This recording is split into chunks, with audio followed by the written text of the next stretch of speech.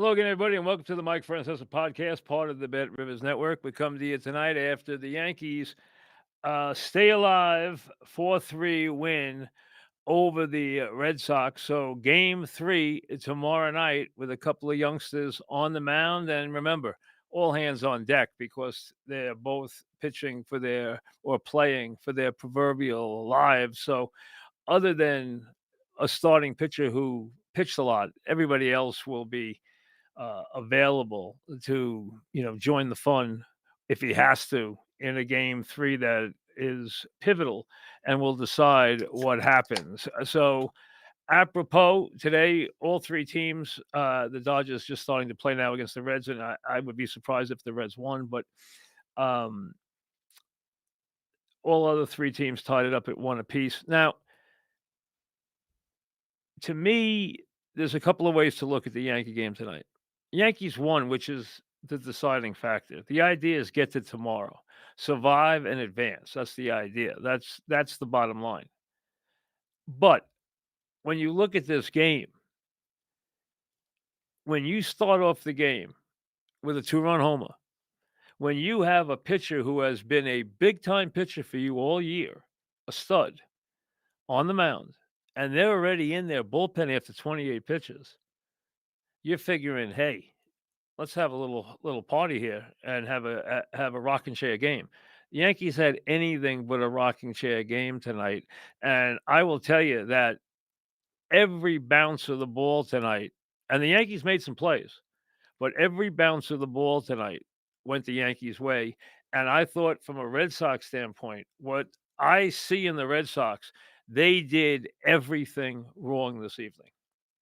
Now, their manager wanted to get in the act here and see if he could steal one and see if he could move some things early and impact things. And he had his pitching set up for an early dismissal of his pitcher. His pitcher hasn't been pitching great. Maybe he saw something early, but maybe he had this planned all along and thought, I can flip their lineup and then I can get them in a bad place. The bottom line is his team did not execute tonight. What I expect from the Red Sox is I expect them to have the better bullpen. I expect them to catch the ball in the outfield, especially where they're usually superlative. I expect them to use their speed, and I expect their manager to be a difference maker. Now, tonight, the Red Sox did everything wrong. Number one, there is no way in the world that Judge's ball, which gave the Yanks a 3-2 lead, isn't caught. I'm telling you right now, that ball's caught 99 times out of 100. It has to be caught in this game. Has to be caught. And I'll tell you something else. I Aaron Judge doesn't need your help. That's an error.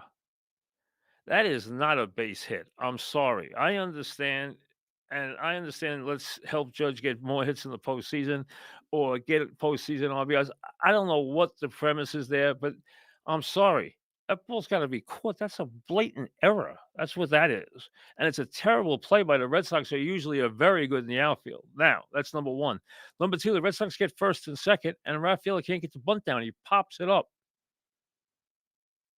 And then the next batter hits a little bloop to left field. So they had first, second, no out, and then gave you two terrible at bats and nothing that inning. On top of that, when they get Yoshida up, who's on fire, he got the big hit last night. He came through again here. He got a little bad break because the ball hit the backside of the mound, and I think it slowed it up enough for Jazz to make a tremendous play. But Jazz has to eat the ball there. When he throws that ball to first base and Rice does not come up with the ball, because we know Rice is a bad first baseman, the runner has to score. How he's still standing on third base is mind-boggling. The Red Sox don't make these mistakes. So they drop a ball for a run. They don't get their runners advanced to set up a score with an out with the bunt.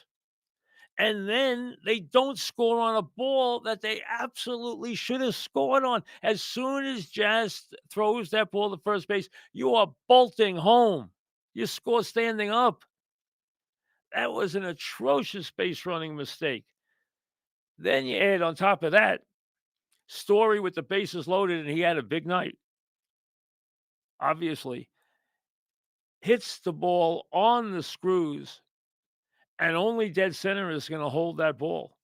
Luckily, he hit it in the right spot in the ballpark with the bases loaded, or that breaks that game open right there. Ninth inning, hey, we've seen a lot of balls caught against the wall in right field. When he hit it, I thought it was out, especially with the wind blowing out a little bit. I thought Rafaela had it. I thought it was going to be a tie game. It wasn't. The ball was caught by Judge up against the wall, and the game ends. Even on the Wells hit, Chisholm was going on 3-2. But if you look at it, he wasn't flying between first and second. And that ball, if it doesn't catch the wall, he doesn't score. That ball caught the wall, popped up in the right field. I had to come in and grab it, and he just got home. So tonight, every little bounce, Chisholm gets the ball, the runner doesn't score. They don't score there. The error in right now. So a lot of this is the Red Sox fault. I'm not saying that the Red Sox didn't make mistakes. They made plenty of mistakes, and when you make mistakes in these games, you lose. They made plenty of mistakes, but that ball bounced the right way every single time for the Yankees tonight. Every bounce went their way. Every play, they got some good bounces and some terrible execution from the Red Sox, and they get a hard-fought, emotional 4-3 win, which is all that matters because none of the other stuff matters carrying it into game 3. But I don't think the Yankees took back the impetus in this series by, dominating the Red Sox tonight. They didn't dominate the Red Sox tonight. A game that early on you thought maybe could break open turned into a absolute tension convention where a lot of things had to go the right way. The balls had to stay in the ballpark. The ball had to bounce off the wall. The Red Sox had to make 3 or 4 pivotal mistakes for the Yankees to eke out a 4-3 win, and they did. So here we are for game 3. Now, Whitlock threw 47 pitches. He didn't pitch last night. He threw 47 pitches tonight. Normally, you'd say he's out tomorrow. He's not out tomorrow. Nobody's out tomorrow. If he's got to throw the ball a couple of, I'm not saying he's going to go 2 innings. He's not. But if he had to get a batter or 2 tomorrow, I'm sure he could do it. If he had to get an inning, I'm sure he could do it. Chapman did not pitch tonight. Now, they're putting a kid on the mound, and nobody has. First of all, let's be honest. We're not positive how the Yankee youngster is going to handle this kind of pressure at Yankee Stadium. How would we possibly know about a kid who's been in the major leagues for a minute and a half, who has never pitched on the road in this kind of setting ever, is going to handle it? Plus, we don't know how long he's going to be in the game. Hey, tomorrow, he'll throw anybody. He'll do anything to find a way to patch this game together. So I know a lot of people are into who's going to play and who's not going to play for the Yankees. Hey, the bottom line is the Yankees need the players they put in there to hit. Now, everybody wants to see Rice play. I think Rice will play because he's swinging a hot bat right now. So I think he will play in this spot because we know there's going to be some right-handed pitches. Now, last night, I know a lot of people were like, well, why are you taking your lefties out? When you're dealing with a guy like Crochet is a different that's like dealing in the old days against Randy Johnson. Okay? Lefties hit 160 against Crochet. Last night, no lefty who was in the game got a hit against them. Lefties hit 160. They hit 3 home runs in 205 innings, left-handers. 3 home runs in 205 innings of pitching. And his whip against left-handed hitters was 0.6. That's 0.6 of a one is a great whip. He had a 0.6 against left-handed hitters.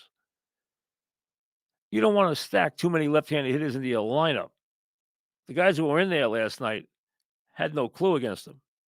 The bottom line is the guy's a great pitcher. He only gave 4 hits, 2 to Volpe, and he pitched a brilliant game last night. You can't knock that part of it. Now, tomorrow it's a little different. It's a different lefty. Rice's numbers against lefties are not bad. I think Rice will play. I think normally against you would think Goldschmidt would play, but you know what? Considering where we are and what's going on, I'd be surprised because I really believe that he wants to put Rice wants to put him in that lineup. I really believe that. And he's hot. He's been hot. He has stayed hot the whole time. He has been consistently good. And the one thing though, let's be honest, he's not a great defensive player.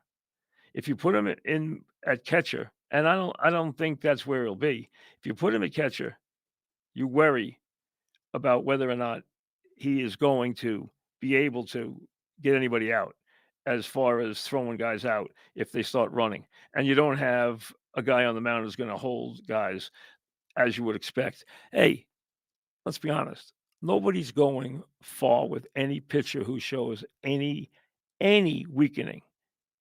If a pitcher is in trouble, if he gives up more than 2 runs early, he's out of there. That's all there is to it. You don't have 5 or 6 innings to wait in a deciding game. This is a game 7 tomorrow for all intents and purposes. This is it. This is it. You go home if you don't win tomorrow. So you do anything in your power. And it's unusual to rely on youngsters, but let's be honest. The Red Sox came in without Anthony, without Roman Anthony, without Giolito. They knew this could happen. You knew this was going to be a tough series for them after the first game. That's why the first game they had to have Crochet, and they got it. Now tonight they tried to see if they could impact the game in a weird way early. They stayed in this game and had their moments. They did not execute. They did not execute defensively. They did not execute offensively. They did not execute with their legs, which is something that I'm sure will bother them a lot. I'm sure the drop ball and lefts will bother them, but nothing will bother them more than the runner not scoring from third base on the ball where Chisholm throws to first and the ball gets away from Rice. That has to be a run, and it's not. And then they hit a couple of long balls that didn't get out of the ballpark. In a ballpark where the ball often carries, especially to right field. When you hit the ball to the 408, you gotta hit it pretty good to get it out. Story hit it well, not well enough to get it out of the ballpark, and he was a major factor. Hey, if you like drama, you got it in game 1, you got it in game 2, although, again, I thought the Yankees made some breaks and caught some breaks in game 2. But they got out on top, which is all that matters, and now we get ready for a game 3 with as much tension and as much pressure with a couple of kids on the mound. Hey, the Yankees, I'm sure, are looking for 4 or 5 good innings out of their kid who they have great faith in, who has taken the ball, shown extreme stuff, and has a lot more experience. The Red Sox, you're in uncharted territory. Maybe he's going to stun the world and give you 4 or 5 great innings. Maybe he's going to go out there and have trouble getting it out, not be able to feel his feet. Who knows? You don't know in this kind of scenario. That's what makes it so interesting. But either way, both teams are going to show up. They're going to battle. And again, the Yankees did tonight the thing that I thought they would have trouble doing in this series, and that is winning a tight game, but very uncharacteristic for the Red Sox. They walked Chisholm there, which is not a good play. They drop a ball and give up a run on a ball that has to be caught. They don't score a run where they have to score the run from third. They don't get the bunt down on first and second, no out, where you're turning the order over and you have to get the bunt down there. You get the bunt down there, you get a ground ball the second, you get a run. That's critical. And the Red Sox didn't do the little ball stuff that they are supposed to do, that their manager expects them to do, and the things that they absolutely have to do because they cannot match the Yankees in terms of power. See, there's always a point where the Yankees can just come out and hammer a whole bunch of home runs and end the end the whole evening early. They have the ability to do that in any game. The Red Sox don't. But that doesn't happen a lot in the postseason. And you gotta figure you're gonna see a lot of back and forth, and you're gonna probably see closers late in the game tomorrow with everything on the line and the fans going crazy. And hey, you know what? You've already had a heck of a 2 games. This is gonna be a tough series for somebody to lose and a heck of a series for somebody to win, and I expect more of the same, even though we are in uncharted waters with these young pitchers. This is not, you know, Clemens or Pettit or Schilling or, somebody with a lot of experience, Pedro going out there and you're saying, "Hey, is he gonna give me 7 great innings or 8 great innings and turn it over to the bullpen and give me a one-run lead?" Hey, these are guys you're wondering if they can get out of the 3rd inning. Are they gonna go out there and be able to handle the pressure the first time they've gone in the postseason and experience this kind of stuff? Yankee Stadium in October, thrown into the cauldron that is the Red Sox and the Yankees. Hey, it's what they dreamed about as little kids. Now, still wet behind the ears, they get to experience it for years, for real, and they get a chance to be heroes at a very, very young age. Think about it. Those kids have thought about this their whole lives, and they both will step to the mound. Promising youngsters step to the mound with so much on the line tomorrow night. Time for, hey, like I said, it's a game 3, but it might as well be a game 7 because it's a deciding game. Win and advance, lose and go home. For somebody, it's a long fall after tomorrow night. We'll see you tomorrow after what will be a pivotal game 3, and we're getting ready, obviously, as always, for week number 5 in the National Football League. Now, Mike Francesa newsletter. Sign up for the free Mike Francesa newsletter. You'll get exclusive content, contests, offers. Go to MikeFrancesa.com and sign up. Bet Rivers Football Squares. Players who place a qualifying same-game parlay of at least $10 on eligible NFL and NCAA football games will receive one standard entry into the weekly Squares game. Winning standard squares will be awarded a prize of a $20 bonus bet.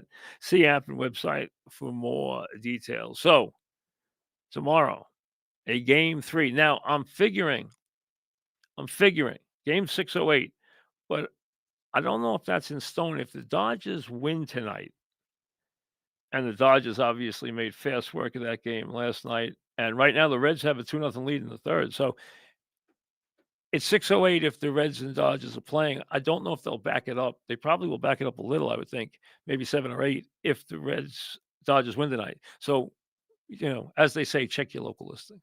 We'll see you later.